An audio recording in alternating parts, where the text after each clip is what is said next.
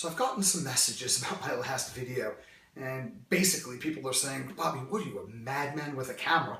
And the answer is yes, but that's not relevant to the question.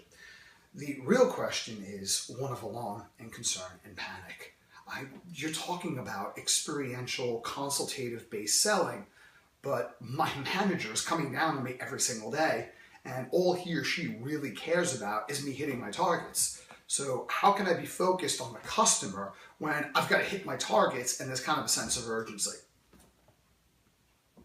Okay, well, let me relay something. It's an analogy I learned from a friend and colleague of mine, Jeff Nah. It's brilliant. Let's say you're a football or a soccer coach and your team loses the match.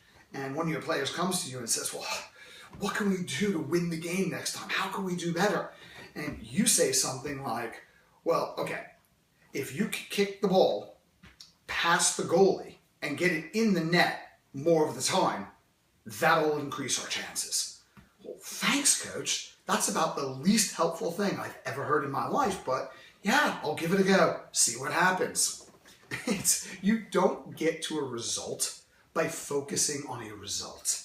You get to a result by focusing on the behaviors, actions, and processes that bring about that result. Now, I know we've all worked for a manager whose mantra is, get the job done, I don't care how you do it, or I'll find someone who will. Well, those people suck, and they're not very good managers, and they're usually replaced. So there are three things, well, there are more than three things, but these three things are exceedingly important that influence the outcome of a sale. One is likability, number two is reciprocity, and number three is teleology. I just went out and bought something at a much higher price than I thought I should have paid for it, and I probably could have talked the salesperson down earlier today, but I liked him a lot, so I just went along with it because he was pretty cool. Now, does that make me stupid? Maybe. Depends who you ask.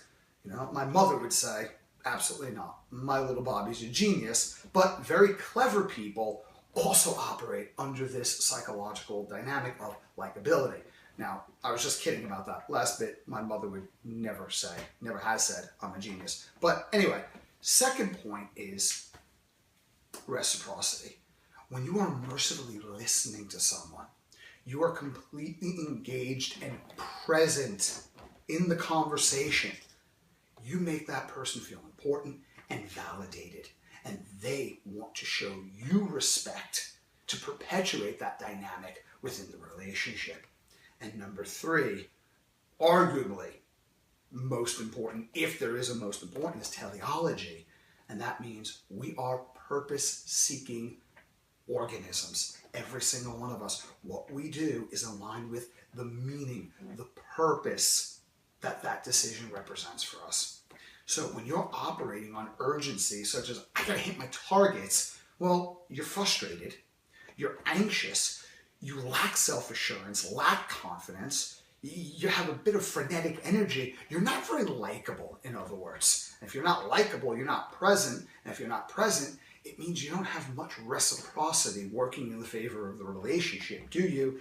And probably most damaging, you're focused on your highest outcome, your needs, not the needs and the meaning and the purpose of the person in front of you.